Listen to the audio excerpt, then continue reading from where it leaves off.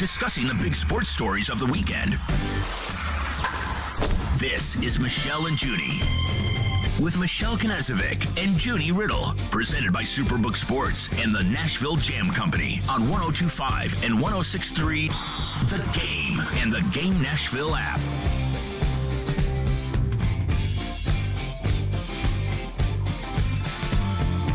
Welcome into the Michelle and Junnie show, presented by the Nashville Jam Company in Berry Hill, Nashville's premier breakfast and brunch spot. And Superbook Sports voted the #1 sports book in Vegas. Download their app today. We are live from the Hillside Medical Game Studios on this beautiful Saturday morning. And listen, to kick it off this morning, guys, make sure you follow our Instagram at 1025 The Game Nashville. Happy Saturday, everyone. Junie, how are we doing today? I'm doing good. You know me. I'm always covering high school football, and I was out at Waverly against East Nashville last night. Drove an hour and a half out to Waverly. Never been out there before, but it was a good small town. Great game. A lot of action in that one, so a little sleepy from that one. But, you know, I'm up this morning, got my caffeine in, and I'm ready to go with you this morning, Michelle. We love it. I'm Michelle Knezovic with Junnie Riddle. We've also got Jared Cassidy in the building today. Jared, how are we feeling this morning? Pretty good, other than it snowing and a little bit rainy this morning. But we're here, and time to talk some football and lots of action in the Mid-State. Yes, we love it. Jared was up very early this morning and got hit with his first bit of snow. I am not ready for the winter. I am ready for spring, fall, and summer, except for winter. But hope everybody is doing great on this Saturday morning. We're going to talk a little Tennessee Titans. We're going to talk a little Tennessee Vols, 12-team playoff. We have also got Anilo Piro from Mile High Sports in Denver to come on at 9:30. We're going to preview a little Broncos-Titans game coming up this Sunday in Nissan Stadium. We're also going to talk a little 12-team playoff, Junnie. There's been a lot of conversation back and forth on what scenarios could work out in this college football world we're seeing right now and who could be those Final Four teams standing. So let's get to the morning brew, as we always do. Okay, so biggest story I would say probably in Nashville this week is the fact that we don't know if Ryan Tannehill is going to play for the Tennessee Titans this Sunday. He obviously got hurt in the Indianapolis game, came out for a snap, and then went into the medical tent. They wrapped up his ankle, and then he went back on the field, finished out the game. They got the sweep over the Indianapolis Colts. And then the following week, they head to Houston, and there was some question marks on whether Ryan Tannehill would play. We saw him on the practice field that week. He spoke to the media and didn't even travel with the team. Malik Willis gets his first start in the NFL. They end up getting the win. It also is against the Houston Texans. Derrick Henry rushes for 219 yards and absolutely dominated that game. Then Sunday Night Football last week, they head to Arrowhead, face the Kansas City Chiefs for a night game. Side note, Travis Kelce just gets so frazzled by the Titans. Oh, yeah. Well, I mean, they get under his skin. Listen, I mean, that was the first time they've beaten them since Vrabel's been the head coach of the Titans outside of the AFC Championship. I was just going to say, yeah, the AFC Championship, that is the only one. But they just, listen, when I saw that Malik Willis was starting that game, I think the line was about 13.5 in favor of the Chiefs. Mm-hmm. And I thought, oh, gosh. They might be covering that. And listen, I mean, it went down wire to wire in overtime. Obviously, the Tennessee Titans couldn't get it done. The Chiefs end up getting the win, which this win could play a role into seeding once we get into playoff time, whether you get home field advantage in the playoffs. Another big story in the AFC, Buffalo Bills. Josh Allen has an elbow injury. He is not going to be playing this week against the Vikings, which the Vikings, I think, have just been a little bit disrespected considering they're 7-1. Yeah, no, they're 7-1 right now, but it's a suspect. It's a soft 7-1. It is guys, such a soft 7-1. Guys, if they're a soft 7-1, then the Phillies, then the Eagles need to be a soft 8-0. Well, here's the difference between the Vikings and Eagles, because one, they actually played each other, and the Eagles absolutely dominated the Vikings for their one loss. But it was prime time, and we all know. But number two, Kirk is not. Vikings have come up really close against teams they shouldn't have. The Eagles have handled those teams. So the Eagles, although, they are undefeated. Yeah, their schedule hasn't been that good, but they've actually handled those teams. The Vikings have kept it close in a lot of games that a 7-1 team shouldn't. But Listen, but we're just counting wins. Yeah, I was just going to say, my only thing is that Kirk Cousins is the signal caller back there, and I just don't trust him. I mean, what do you mean, Jared? You don't like the shirt off? You don't like the dance? You don't like the chains? I mean, hey, he's, him and Adam Schefter, they can go at it if they want. They can have a dance battle. That's fine. But that was wild behavior. Yeah, that was crazy. I don't know. Something about Kirk Cousins, man, just seems that like they'll do this, and then at some point it's going to turn and it's going to go south on them. I just think that that's how it's going to play out. Okay, correct me if I'm wrong. I feel like Kirk Cousins and the way the Vikings are performing right now is very similar to the way people viewed Ryan Tannehill in season before last, so that would have been 2020, right? And you hear the sound of Greeny saying, Ryan Tannehill is the most disrespected figure in all of sport. Do you know that line I'm talking about? No, and I get that, but at the same time, Ryan Tannehill still has more playoff wins than Kirk Cousins. Kirk Cousins has one. Listen, I have people I have seen on ESPN people putting him in his top 12 quarterbacks right now. Kirk Cousins. He puts up good numbers. I'm not going to say the guy doesn't put up good numbers, but listen, that's not everything. I mean, Kirk Cousins' record in primetime games is atrocious. I don't have it up on me right now, but I can sit here and tell you that it's not good. I mean, he's not great, Bob. He doesn't win big games. The one playoff game that he got on the Saints is like his one claim to fame. Then they ended up getting blown out by San Francisco in their route to the Super Bowl that year. But listen, I'm not a believer in Kirk Cousins. I'm really not a believer in the Minnesota Vikings in general. I've been saying it all year. They just don't pass the eye test for me. They might get a win in this game. Listen, Case Keenum is no slouch at quarterback, and if anything, he played for the Minnesota Vikings. He took them to the NFC Championship last year, and if anybody wants to beat this team, it's probably going to be him. Look for the Buffalo Bills to keep it a very competitive game against this Minnesota Vikings this weekend. The Buffalo Bills still have an excellent roster, and something that a lot of people don't talk about is that, listen, Case Keenum and Stephon Diggs, the Minneapolis Miracle, are now on the Buffalo Bills, and they're going to be playing the Vikings at home.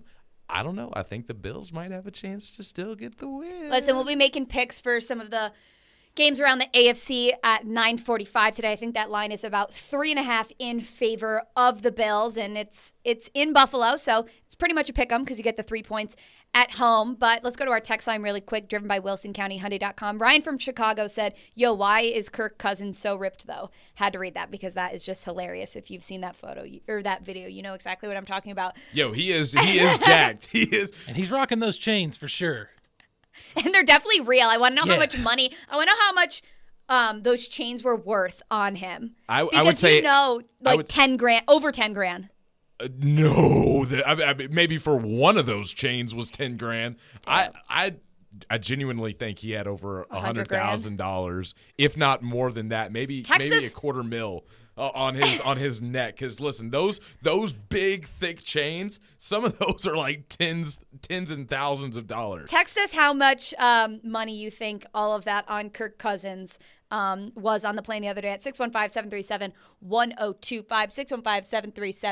615-737-1025. We just got on a little Vikings tangent real quick, but heading back local here to the Tennessee Titans, a lot of injuries heading into this game this Sunday. A lot of prominent injuries, especially on the defensive end. We saw how tough that defense played in the Sunday Night Football game in Arrowhead Stadium. They were on the field for a majority of that game. And I think just looking at Jeffrey Simmons at the end of that game is a testament. I mean, he was pulling himself off of the field, and Jeffrey Simmons is a guy who is not going to be playing today. Mike Vrabel ruled him out on Friday, including Bud Dupree, Zach Cunningham. Amani Hooker has been ruled out, which that's going to be a player I want to keep an eye on because I think his injury might be a bit more serious because the first time Mike Vrabel was asked about it, he was like, yeah, I don't think Amani Hooker is going to be playing. He was already ruled out Friday. But Jeffrey Simmons and Bud Dupree not being a part of this defense heading into this Sunday's AFC matchup against the Broncos. The Broncos have a very, very solid defense. They've held teams to about 20 points all season. I know their offense has been janky and been a big disappointment with Russell Wilson, but the Tennessee Titans not having Jeffrey Simmons and Bud Dupree is a huge loss to their defense this week. And that makes the decision to go with Tannehill in this game is so pivotal because, listen, I don't know if the Titans can get it done without Tannehill, and you're talking about Bud Dupree and Jeffrey Simmons. I mean, controlling the line of scrimmage on defense was the only reason they were in that game in Kansas City to begin with. So you take that out of the mix, and I really don't know what they're going to do. I mean, that is the identity of this team, is getting to the quarterback, disrupting them, controlling the line of scrimmage. And you look at this Denver team, and this Denver team is really, really good on defense. They are missing Browning, who's a really good edge rusher for them. So that's going to help alleviate some of the pressure that's going on these inexperienced tackles for the Tennessee Titans. But still, I mean, all around, this defense is really, really good for Denver. They're going to come out and play really explosively. But the fact that Tennessee isn't going to have their two best defenders on the line of scrimmage is going to really kill them. I think this could leave an opening for Russell Wilson in this offense that has a lot of talent on it. They just haven't really, found their mix yet. They haven't, like you said, they haven't clicked. So this could be a week that they do that, and it's the National Football League. Anything can happen on a week-to-week basis, so it's really something to look out for, and it's a cause for concern going into this game. Well, and another note, the Broncos are coming off an off week, so they've had that extra week for rest. The Tennessee Titans already had their off week earlier in the season. They have been very banged up, and this has just been a constant trend for this Tennessee Titans team, and there was a big, cheer for Mike Vrabel when he won Coach of the Year last year and was able to use the most ever active players outside of an NFL strike year because of so many injuries and turnaround and grabbing guys off practice squads. But, I mean, this year you almost question what is going on. Why have they just had such bad luck with all of these players just having all of these injuries? So this Titans team is very banged up heading into this game on Sunday. This Broncos team is healthier than ever. I think they had about 4 or 5 guys on their injury list, whereas the Titans were about triple that. Yeah. So that is definitely something to keep an eye out on. Really quickly, too, just talking a little college football, and we'll get back into college football at 9:45 when we make our picks and talk a little bit about the Tennessee Vols. Obviously, with their loss to Georgia. Shouldn't have watched that hat, Jared. Was that last week? No, yeah, it was last week. I'm like, have we talked about this yet? No, not at all. But, I mean, hey, look.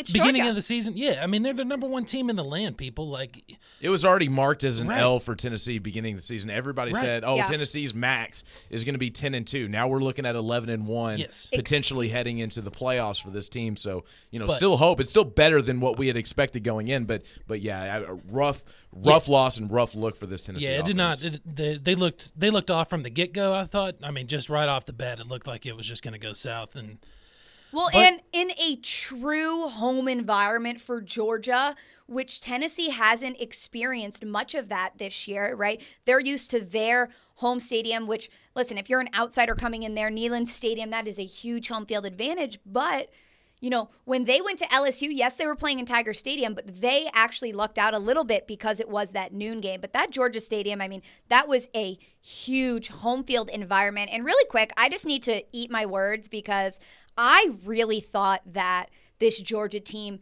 didn't look like a national championship team from what we have seen so far from them this year. Having a close game against Missouri, not having, the toughest SEC schedule. And I need to eat my words right now because Stetson Bennett played phenomenal He looked out really there. good. And I think there's a texter on the text line. Like, he has very much, I think that he should be back in the conversation for Heisman. I don't know why people are not talking more about him in that conversation since that game. I mean, their defense looked lethal, and this Georgia team does not only look like they could win the national championship again, they look like they have been recruiting and they could be like Bama from a couple years ago and just keep the momentum and not even take a step back year to year. And I tweeted this out. I really think the college football playoff committee did Tennessee a service. I think them Yep. putting them at number 1 knowing they were going into Georgia, knowing that they were heavy underdogs in this game. But that tells me that the committee still believes that Tennessee is a top 4 team because they're sitting at number 5, and Michigan and Ohio State still have to play each other without the merit that Tennessee still has. So Tennessee fans, I get it was a tough loss for you guys against Georgia, but the way that things played out with Alabama and LSU in that game, that stuff is really, really going to help going forward. So still something to look forward to the rest of the way. Yeah. Go, Jared. I was just going to say, I mean, yeah, just like what you said earlier, going back to the first of the season, you kind of already accumulated for 2 losses, there, to be said, but it's still a great season, and the job's still not done. Like you said, you got 2 people in front of you that can both get out of the top 4. You can catapult into the top 4. The only way that you can get out of it at this point is if you lose a game, these next 3 games. So let's talk about that a little bit more on the other side of the break and what it would look like this year if the 12-team playoff was implemented, and what is Tennessee's path to the college football playoff this year. You are listening to the Michelle and Junnie Show on 102.5 The Game, 106.3, and the Game Nashville app. Men, are you asking yourself questions like, why am I gaining fat? Why is my energy or sex drive down and maybe haven't been getting the exercise you need? If you want to get back to the man you used to be but just don't have that youthful energy, that edge you once had, you very well might have low testosterone. Low T causes all kinds of issues, from a reduced libido, lower drive, and bad sleep patterns to problems with muscle gain, bone density, and more. It may even contribute to erectile dysfunction, and if this sounds like you, it's probably time to get treated for your low T. At the Tennessee Men's Clinic, we've treated thousands of men for low T. We've seen them put on muscle, add to their energy, improve their sex lives, get better sleep, and just feel better. Plus, if you're like most men, you'll see results in only a few weeks. So make an appointment today and experience how testosterone therapy can truly change your life. Your initial appointment is only $99 with results in minutes. Call today, 615-208-9090, or go to TennesseeMen'sClinic.com. Visit our website to learn more, including side effects, treatments extra, results vary. When Genesis Diamonds has a sale, you know it's the real deal. And it's happening November 18th, 19th, and 20th. Our final store-wide sale of the year with deep discounts up to 35% off. This is the big one. The one where the staff knows they can break all the rules. Plus, Genesis selection is nearly double, with designers flying in their entire collection all on sale. This is the last and best jewelry buying opportunity of the year. Luxury pre-owned Rolex is also included. Save up to 35% and get zero interest financing. Genesis Diamonds. November 18th through 20th only, Green Hills and Cool Springs. Hey, Robbie Stanley here. Now's the perfect time to download FanDuel, America's #1 sportsbook, because right now new customers get a no-sweat first bet up to $1,000. That's free bets back if your first bet doesn't win. All you got to do is sign up with promo code ROB. It's been a great year in the NFL so far. My beloved Packers are bad. I would think about voting against them and betting against them every single time. And the Titans just continue to be impressive week after week. Titans and Broncos coming up on Sunday. I'd go with the Titans in that game, but you take it any way you want to take it. All on an app that's safe, secure, and super easy to use. Make sure you sign up today with promo code ROB for your no-sweat first bet. Once again, that promo code is ROB. Make every moment more this season with FanDuel, official sportsbook partner of the NFL. You must be 21 or older and present in Tennessee. First online real money wager only. Refund issued as non-withdrawable free bets that expire in 14 days. Restrictions apply. See terms at sportsbook.fanduel.com. Got a gambling problem? Call the Tennessee Red Line at 1-800-889-9789. Tennessee Home Builders wants to build you the home and addition of your dreams. Daniel is a licensed and insured Christian-based contractor serving Middle Tennessee and guarantees superior craftsmanship at the best price, including a free estimate and negotiable contractor fee. For decks, covered porches and patios, remodeling, additions, and custom builds, call Daniel at 615-796-3367 or TennesseeHomeBuilders.net. No job too big or too small.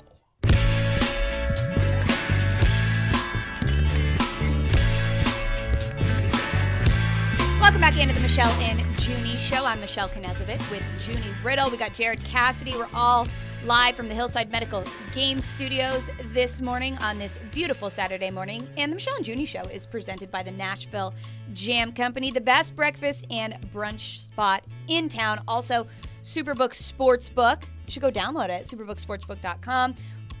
We are going to be making our picks, taking a look at all of those lines later in the show at 9:45. Junnie, we just do not have enough time today because We want to talk about college football. We want to talk about the 12-team playoff, but there is just so many storylines going on with the Tennessee Titans. So before, I teased before the break, I know I did, Vols fans, don't you worry, we are getting to it. But something quick we need to mention before we head into the Tennessee Vols and what the 12-team playoff could look like, also what Tennessee's path and what you should be rooting for other teams so Tennessee has the best shot into getting into that playoff. But Treylon Burks is going to be back for the Tennessee Titans. He came off IR. He had, that turf toe injury, and Todd Downing spoke, Mike Vrabel spoke, and they really highlighted that they were very, very proud of him while he was on IR, because they said, he was running, he was conditioning, and he was being very engaged in meeting rooms and different things like that, and doing as much as he could while not being able to actually practice. So, we saw how terrible the wide receiver play was in the Kansas City game, and how, listen, when you got Malik Willis out there and your wide receiver core already looks like this, whereas Ryan Tannehill doesn't have much action from out there, having Treylon Burks, a guy who, yes, is a rookie, but still was a first-round pick, and hopefully, well, not hopefully, has a higher ceiling than some of these other guys on the field right now. For sure. This will be a good addition, but there's still just a question mark. We do not know who is going to play on Sunday. No, yeah, but either way, having Treylon Burks back is huge. I personally think Kyle Phillips at this moment in time is a little bit more valuable to this offense because of his route running ability, being able to catch balls over the middle. So, obviously they're wanting him back. But, this guy is a big body. He's 6'2". He's good in the open field. He's hard to bring down. And just flat out, he is more talented than the receivers that we have for the Titans right now. Listen, Robert Woods is a veteran, but he's coming off an ACL. He hasn't been the same guy that Titans fans expected him to be. Austin Hooper, he's slowly starting to get into the mix, but yet he's still not been the difference maker tight end that this team expected to have. So I will say, though, Treylon a couple Burks, game-changing catches for Austin Hooper. I think of the hand one against the Colts a couple of weeks ago, and then 2 huge catches. I'm talking about getting a lot of yards and a lot of touchdowns and a lot of catches on third down. It wasn't what we thought, but we started to see Treylon Burks in the beginning of the season get some high volume catches. He was looking like he was going to be the number 1 receiver early on in the year, but listen, turf toe's no joke. I've dealt with turf toe. I got it in high school. It is a pain in the neck. It makes it really hard on your foot and the ligaments that are kind of connecting your big toe to the rest of the foot. It's painful. So the fact that he really did stay conditioned and getting ready for that moment to come back in here, it seems like he's starting to get it a little more rather than when he came in to camp out of shape. So good for Treylon Burks. It's good to have him back. So hopefully we can see an impact with him, especially if Ryan Tannehill is back in the fold. Yes, that is definitely something we'll get more into with Anilo Piro, who is going to be joining us at 9:30 from Mile High Sports in Denver. We're going to get more into the specifics of the matchup.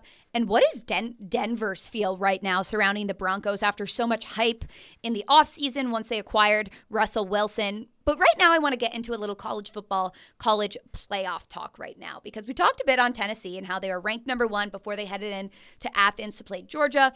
Georgia is now first. Second is Ohio State. Third is Michigan, and 4th is TCU. Tennessee is 5th, and then 6th is Oregon. I mentioned the top 6 because I think that a bunch of those teams we're going to learn a lot about where Tennessee fits heading into this weekend, this slate of games today, and then obviously next week as well. First on the list, TCU versus Texas. This is a huge game. If TCU stays undefeated, they will be in the college football playoff. They have to be. They're undefeated. Listen, they will put them in the college football playoff. Yeah. As of right now with the ranking, if they win out and they win their conference, they're going to be in. And you can argue strength of schedule. It doesn't matter. If they're undefeated, they will be in. No questions asked. Okay, so that's TCU, right? They play Texas today. I think that this could be a potential upset alert, but... For who? Because Texas is favored. Oh, well, upset alert just in the sense of TCU's undefeated and they're ranked 4th right now in the college football playoff. Yeah, even though Texas is favored because it is in. I think they're favored by about 7. I saw 7.5 yesterday. I've not checked that line since yesterday. Yesterday was a crazy day going out covering high school football playoffs, but listen, Texas is, I believe, a touchdown favorite in this game, and that kind of shows you what Vegas thinks about TCU, which, I mean, if they really think that TCU's that bad, I don't know why the committee's putting them in the top 4. Maybe because there was so much outrage, and they're like, okay, well, we'll put you at 4, and we'll let you prove it the rest of the way. But, I mean, still, I'm not a believer in TCU. I think Texas is going to beat them. Well, listen, I mean, if you look at Vegas, I mean, they've ranked TCU to be like the 15th ranked team in the country. But the reason they're at 4 is because what is the college football playoff all about? It is all about, having the least amount of losses. The reason they are at 4, it is not because they are the 4th best team in the country. It is because they are undefeated. And you can view that however you want to view that. Okay, so that is one big game that people need to be watching out for. Just real quick, the current line is 7 in Texas's favor right now. Okay, so yeah, Texas is a touchdown favorite. Okay, so you got TCU. Or Michigan and Ohio State, that'll be an interesting one because obviously one of them will not be undefeated because they play each other. This is the way I look at it. If Ohio State wins that game, Michigan is out. Michigan does not have any strength of schedule, any argument with the one loss. Schedule's horrible. They didn't play anybody in like the preseason, any non-conference games. Listen, Colorado they State, are Hawaii. Out. Come on. Garbage. But if they beat Ohio State, I think they're both in. Michigan beats Ohio State. I think Ohio State and Michigan both find their way into the college football playoff. Because then Ohio State will only have one loss to Michigan, but then you look at that Notre Dame win, that's going to mean more. My only thing is that this game is too late in the season. It's, Michigan, Ohio State? Yes, it's too late. If it was early, you could probably get away with that, and you might be able to get 2 of those in, but I think that it being so late and the determining winner winning the Big Ten, then I don't see there's any way that they're going to let 2 Big Ten teams in. But Ohio State hasn't really looked that good this year.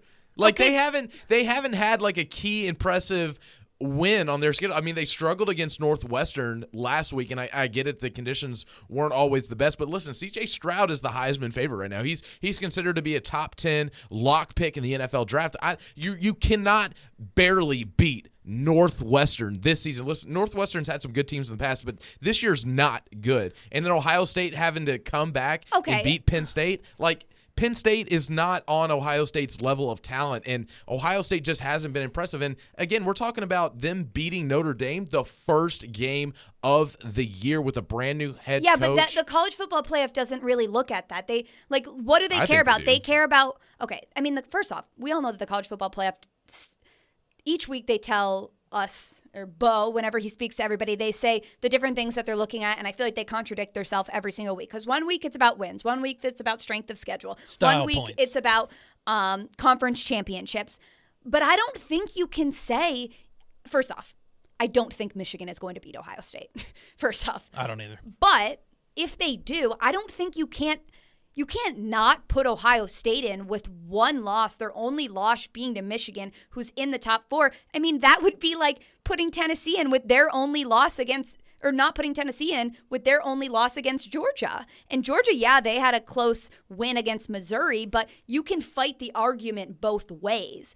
What I think is, I don't think Michigan is going to beat Ohio State. I can say that till I'm blue in the face. But if they do, I mean, I think you have to put them both in. Or you put Ohio State in and you leave the better Michigan out. argument for me is if Oregon wins out and wins their conference championship. Now, is a Pac-12 championship more impressive than Tennessee's strength of schedule? That's the one thing for me. I would say the committee is more likely to put in a conference championship Oregon if they were to win out than to put the loser of Michigan and Ohio State. I think that's something that Tennessee fans would have to worry about. Okay, more. But you also have to worry about, too, because USC and UCLA also both have one loss. So technically they still have to play, though.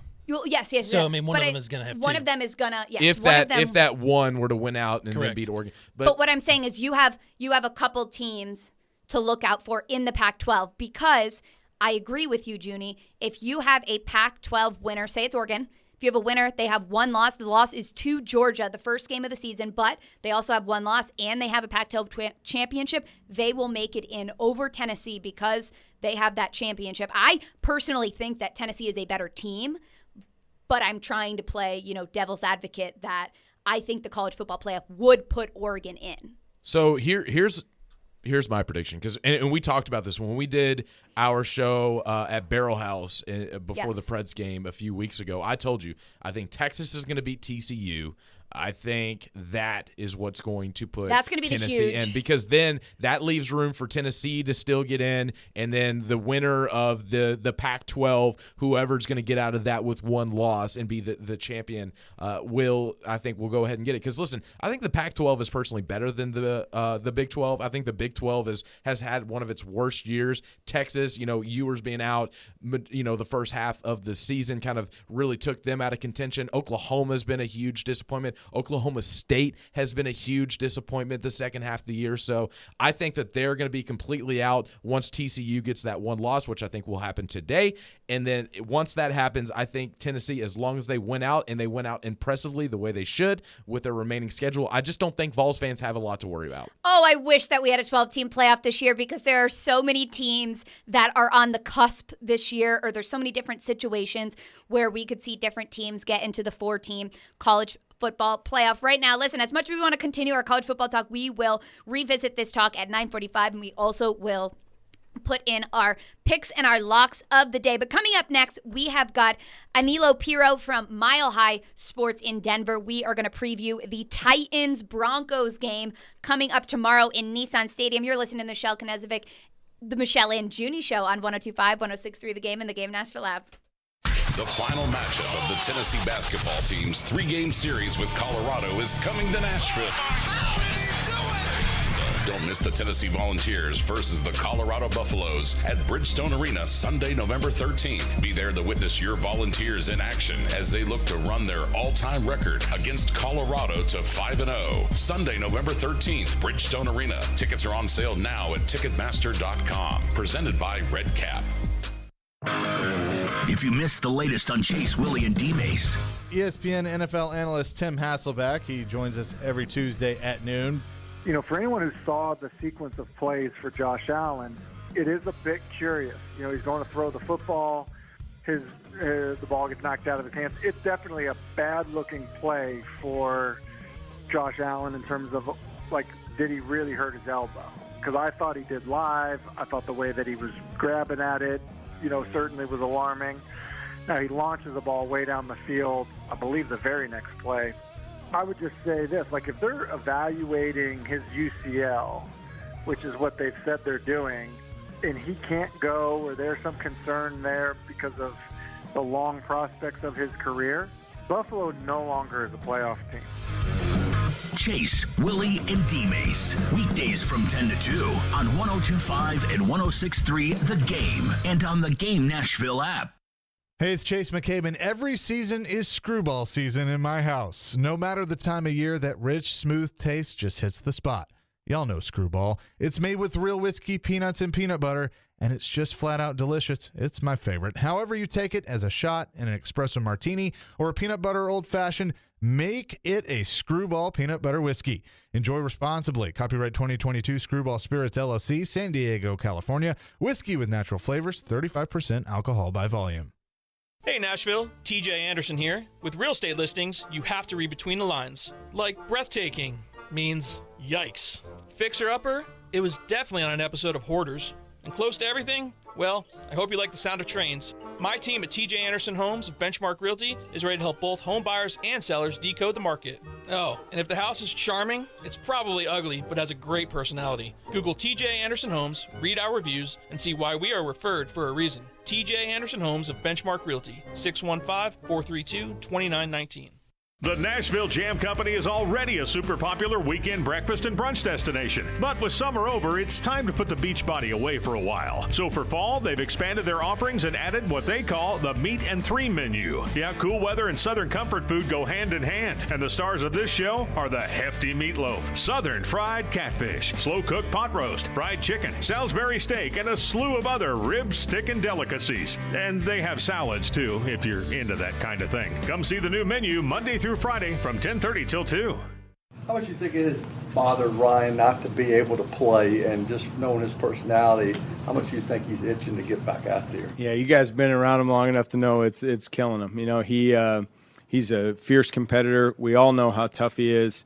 He is doing everything possible to get back out there, and we're really appreciative to have a guy like that that's putting so much into it, and it means so much to him.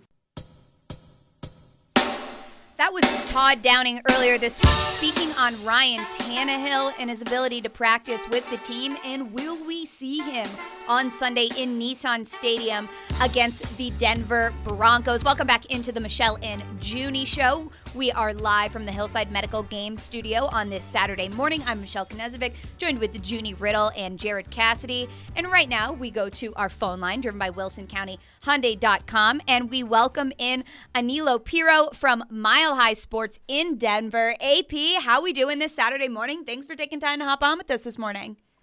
I am great. Hope you guys are doing well out there in Tennessee. It's a sunny day here in the Mile High City, getting ready for some Denver Bronco football. It feels like it's been about a month and a half since they last played, coming off the bye, so I'm excited to get back into the orange and blue and chat things all Tennessee Titans as well. Thank you so much for the opportunity. Yeah, no, of course, we'd love to have you on. So first off, let's just talk a little bit about Denver and in the offseason. Obviously, you guys acquire Russell Wilson, and there was a lot of hype surrounding this team, especially on the offensive side of things. I mean, I think when we talked earlier this week on the Mile High Sports, I said, I thought that the Chiefs could be last in this division and Denver could be the runaway winner with it. But what has been, the vibe from the fan base surrounding Russell Wilson and just, the kind of flop from this offense so far this season? Yeah, the fan base is not satisfied, and I'm not sure how familiar you guys are with Broncos country, but they are. I'm not going to put them on the level of the Philadelphia sports fan, but yeah, they're very the Broncos are top dog out here. People love their Avalanche, people love the Nuggets. The Rockies are kind of in a state of oblivion, but the Broncos are the one true team that people rally around and care about, in a life or death situation. So, I've talked about it out here. Everybody feels like they got bamboozled, quite literally. I mean, you bring in Russell Wilson. You bring in a new head coach. You have a new ownership group, and George Payton's in his second year running the front office, and you have completely fallen flat on your face. So it has been a bumpy ride, for lack of a better phrase, here in Broncos country. But I think there's still some optimism. Look at how they played against Jacksonville, and I think more so, Michelle, it was a matter of tempering expectations. I think the Bronco fan was so deprived after losing Peyton Manning. You think about Trevor Siemian, Case Keenum, Paxton Lynch, right? They went through these cycles of mediocre quarterbacks. The second you get a household name in Russell Wilson in here, you think, you're going to be able to slap a Band-Aid on the open wound, and away you go. That has not been the case. So I think the Broncos still have an opportunity to have a strong second half of the season. We'll definitely have to see here. But, yeah, it has been a not necessarily ideal start to the Russell Wilson era. They paid him, $245 million, and he's looked, as good, if not worse, than some of the guys they've had in the last 2 or 3 years. So curious to see how they come out of the bye against these Titans, but it has not been good to start that era. And the Broncos have been, top on the defensive side of things in the entire NFL right now. But something closely to look at, and what we talked about earlier this week is, their rushing defense. I mean, Josh Jacobs of the Raiders rushed for 144 yards on the Broncos, and they've been known for having such a solid defense. Do you think that they will be able to stop Derrick Henry on Sunday? That's $1 million question. And, something I'm not sure if you guys have picked up on, there's a little bit of a sickness bug going around the locker room here in Colorado. I haven't checked this morning to see what the latest updates were, but I did see, on my show yesterday, there was a handful of players that were not practicing and were practicing separate from some of the other players. So there's a little bit of a sickness that you're going to have to keep an eye on here, which can throw a wrench into the Broncos game plan. Not exactly sure, what the dynamics are there, but, they traded away Bradley Chubb, who was one of their big defensive players. So this will be their first game without him. But they are deep on the defensive line, the linebacker position. Guys like Baron Browning, Nick Bonito. They've got some talent up there as well. Jonathan Cooper, guys they like a lot. Maybe some lesser name guys that maybe people don't know around the league, but there's certainly a lot of confidence out here, in some of these younger guys to step up and kind of fill the void of what Bradley Chubb left. But, as we know, whether it's Ryan Tannehill or Malik Willis, you're probably going to run the ball a million times to Derrick Henry. So, you'd hope coming out of the bye that with the players that they have, you put a pretty good game plan together. And I'll say this, look, you can never game plan to stop King Henry through and through, but you want to see an effort. And I think that's what Broncos country is. Just try to limit him in some way. I'm not sure if they're going to be able to do it just because of the last 4 or 5 weeks. It looks like he's really taking things up a notch. We're speaking to Anilo Piro, Mile High Sports in Denver. Anilo, talk to me about Nathaniel Hackett. I mean, this guy was really successful as a coordinator in Green Bay with Aaron Rodgers, and like Michelle had said, there was a lot of expectations offensively going out and getting Russell Wilson. Talk to me about him struggling as a head coach this first half of the season and some of his game management decisions that has been brought up in the national media. Yeah, it's been head-scratching. And, Nathaniel Hackett was considered to be, the cream of the crop of some of these head coaching candidates alongside Brian Dable and some of the other guys that got hired this offseason. And in a nutshell, guys, it looks like he is calling plays for Aaron Rodgers still. That's, in a simple sense, that's what it looks like. And I think you can't put all the blame of their struggles on Nathaniel Hackett. I think you split it between Hackett and Russell Wilson because there's clearly been some sort of a disconnect. But, on top of that, one thing that's been coming out of Broncos country here is how much influence did Nathaniel Hackett have in Green Bay? Because when you have an otherworldly quarterback in Aaron Rodgers, I'm sure he makes up for some, shortcomings or whatever it might be. Not that I'm saying that Nathaniel Hackett's a bad play caller or anything along those lines, but, you throw him into the fire here in Denver. You essentially give him, it's not like the Broncos are depleted with skill players at the wide receiver position or at running back or tight end. They finally got Dulcich back. And they have just not been able to look consistent whatsoever. So, I think Nathaniel Hackett, lack of a better phrase, he's looked like a deer in the headlights to a degree. There's been some very awful moments. It looks like he's corrected some of the time management as the season has progressed here a little bit. But, like I said, relative to expectations, bringing in a new coach, bringing in a new quarterback with that new ownership group, I mean, it's hard to do much worse than Nathaniel Hackett has. And I'm not trying to be harsh, but, that's the perspective of the fan out here. People are fed up with this. They're not really sure how this even happened. So, at this point, though, the Walter Penner ownership group said they're expecting a strong second half to the season. So, I guess you have to give them the benefit of the doubt on that sense. And, you have the bye week. Let's see how they come out of that. But, like I said, it just looks like he's still trying to call plays for Aaron Rodgers. I mean, not a lot of play action, and we know Russell Wilson in his career has never really liked to work the middle of the field. He's been more of a sideline passer, but the mobility hasn't been there for Russell Wilson either. So the biggest question mark for me, guys, has been the lack of adjustment with the play calling. Sometimes you'll see them come out decent to start a game, but that's probably because the first 10 to 15 plays are scripted, right? There's not a lot of adjustment. The third down play calling has been awful, and I think that's in tandem on part of Hackett and Wilson, but it's going to fall on the head coach, especially after you paid Wilson $245 million. Well, speaking about Russell Wilson and, giving him such a big contract, do you think that watching him, you've seen him take a step back? And do we think that Pete Carroll in Seattle might have known something about it and, making the move with Russell Wilson? I mean, what is the vibe specifically surrounding him? And do you think that he hasn't played to expectations so far?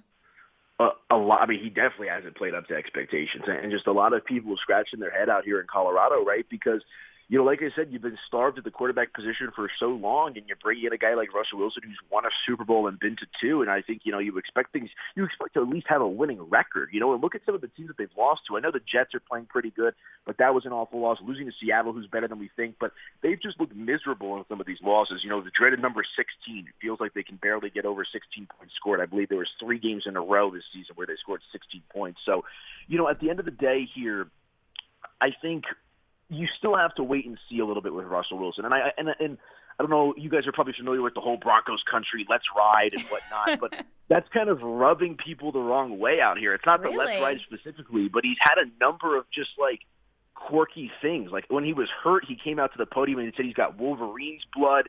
And then obviously, a couple of weeks ago, he was doing high knees on the plane on the way to London. He's just doing these things that cast this interesting vibe about in his mind, it looks like things are sunshine and rainbows. Meanwhile, Broncos country is like, what the heck is going on? We're not playing winning football. So, I like to say winning cures all. If the Broncos start winning football games, he can do whatever he wants, and the fan base isn't going to really care. So, in regards to his performance, though, it does look like he's gotten a little bit older. He's not as mobile as he once was in Seattle. At least we haven't seen the mobility like we once did.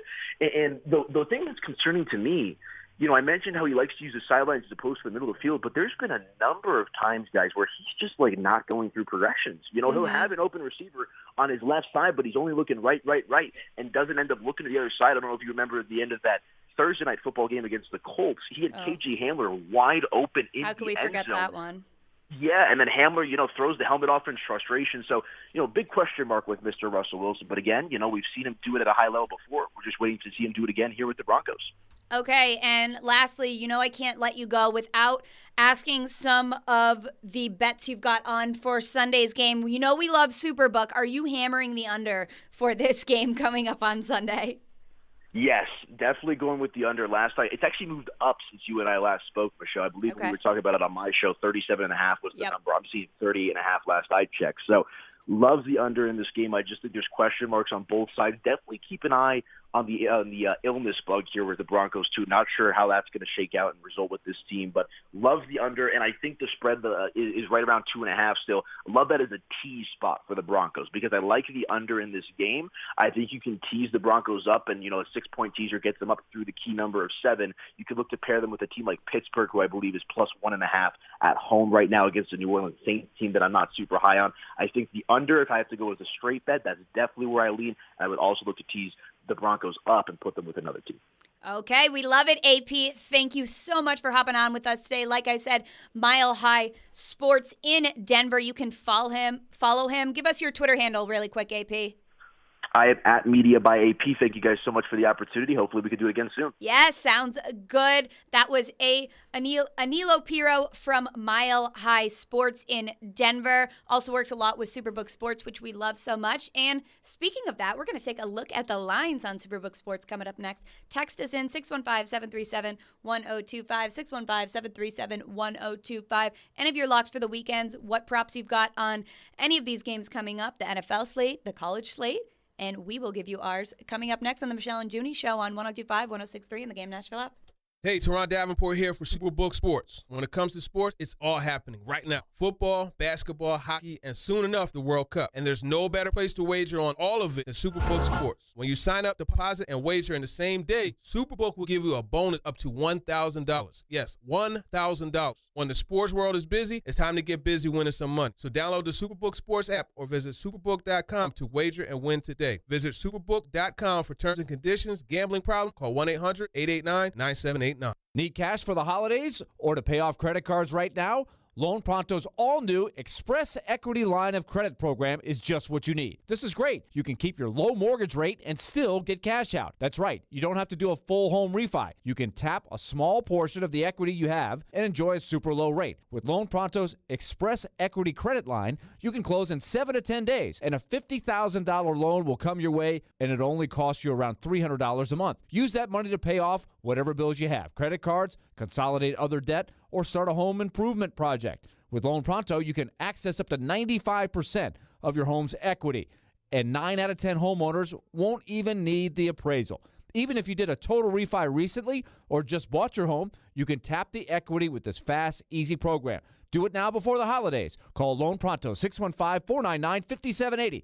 That's 615-499-5780, or go to loanpronto.com. Equal housing lender, NMLS 1661781, subject to lender approval. Genesis Diamond's biggest and last sale of the year is coming. November 18th, 19th, and 20th. It's an extraordinary event. With savings of 20, 25, up to 35% store-wide. Rings, earrings, pendants, bands, bracelets. Nothing's held back for this once-a-year, 3-day store-wide sale. Acclaimed designers will be flying in with expanded collections and special pricing. Plus, get 0% interest financing. Luxury pre-owned Rolexes are also included. It's the final store-wide sale of the year with discounts up to 35%. Genesis Diamond. November 18th through 20th only. Green Hills and Cool Springs.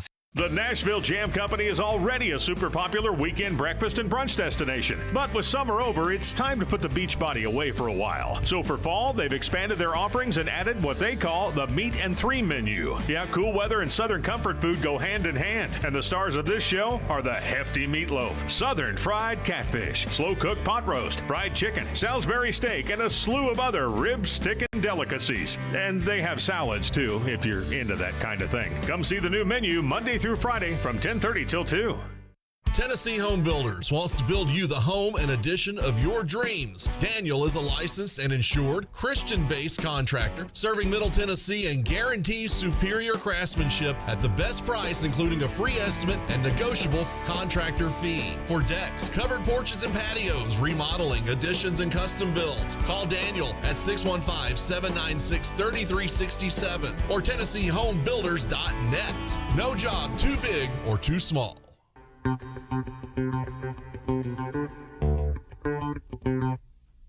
Welcome back into the Michelle and Junnie Show. We are live on 102.5, 106.3 The Game from the Hillside Medical Game Studio this morning. Michelle Knesvik, Junie Riddle, Jared Cassidy. Listen, Junie just reminded me, I forgot we have a pair of tickets to give away today. Listen, this Sunday in Bridgestone Arena, it's finally basketball season, guys. We got the Tennessee Volunteers facing the Colorado Buffaloes. So listen, we got two Colorado teams coming to Tennessee this weekend. We got the Vols versus the Colorado Buffaloes in Bridgestone on Sunday. If you want those pair of tickets, call right now at 615-737-1025. That's 615-737-1025. We're going to give you some tickets to go see that basketball game this Sunday in Bridgestone Arena. And guys, why don't we start with the Titans-Broncos game? The line is at 2.5 in favor of the Tennessee Titans. With all of these injuries on Tennessee's side, the Broncos kind of figuring out things offensively.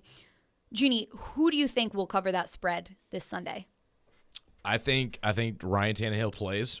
Okay, yeah. And I'm going with the Titans. I like the Titans because I trust Mike Vrabel in these situations, and it always seems like when I pick against the Titans in a game that seems like everything's stacked up against them, that Vrabel rallies the troops and get it done. I think that they do enough, especially with Treylon Burks coming back, and I think Tannehill, the way he looked, I think he will play, and I think they win, and they win exactly by 3, covering by only half a point. Ooh, I like that. I think it's going to be a very, very close game. Listen, I'm going to give a little score prediction. I think it's Tennessee Titans 19, Broncos 17. So I'm very much on the same page as you. I think Tennessee will win outright, but I do think that they are going to just barely cover this spread. And also definitely taking the under. Right now it's 39 on the Superbook app. I think that it's going to be a very low-scoring game. I can see that, but I also my score prediction. I'm going to take the surprising over. Okay. I think Denver gets a little bit more offense than what they think without Jeffrey Simmons and Bud Dupree being back there to disrupt Russell Wilson. I'm going 23-20 Titans. I think Derrick Henry has a pretty good game, and I think you're going to see a little bit more offensive production from both teams than what most people expect. Heading to our text line driven by WilsonCountyHyundai.com. Mike, Tennessee Titans. Listen, everyone, I'm trying. It's that northernness in me. The Tennessee Titans. See, that's not how you say it. You don't pronounce? You go. Kind of, I guess. Okay, we're on to the next, Junie. Okay, so we've got the Vols and Missouri today in Neyland Stadium. It's senior day for them, and the line is 19 points on Tennessee's front. I think that Tennessee ends up beating Missouri by about 3 touchdowns. I know that they have a pretty good defense. Missouri does. I mean, we saw how close that game was against Georgia, but I think that Tennessee needs some style points today, especially with their second half schedule, heading into the college football playoffs. They need to get some style points today and win big. I'm taking the Vols as well. I truly believe the best betting advice I've ever gotten was when a really good team takes a bad loss the week before, look for them to bounce back. I wouldn't have taken this line if it was in Missouri, but the fact that it's in Neyland after a tough loss, I think they're going to flex their muscle a little bit. Give me the Vols on the points. Okay, and then lastly, we've got Vanderbilt heading up to my alma mater. Kentucky is an 18-point favorite. I'm actually going to take Vanderbilt plus the 18. It's supposed to not be very good weather up in Lexington today. It's going to be cold, rainy. I think it's going to be a slugfest. I think it's going to be a low-scoring game, but I honestly just don't think Kentucky can score enough points to beat Vanderbilt by 18. It's Vanderbilt, and I'm taking the Cats.